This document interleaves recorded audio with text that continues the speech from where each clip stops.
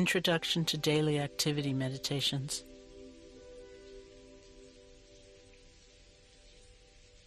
A friend told me once that he decided to make brushing his teeth a mindfulness exercise. The first thing he noticed, he said, was that he was holding onto the toothbrush so tightly it might have been a jackhammer about to leap out of his hand. This was a clue for him that he might be bringing excessive stress to many of his activities each day.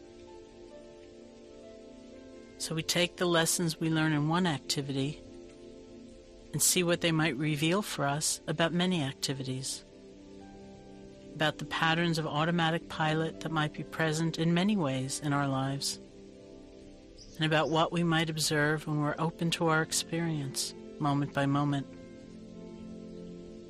Choose an activity you do each day that doesn't take a long time each time you do it. Brushing your teeth, washing your face, brushing your hair. As you do this activity, bring your attention to your body, to your emotional state, to your thinking, to the quality of relaxation or stress.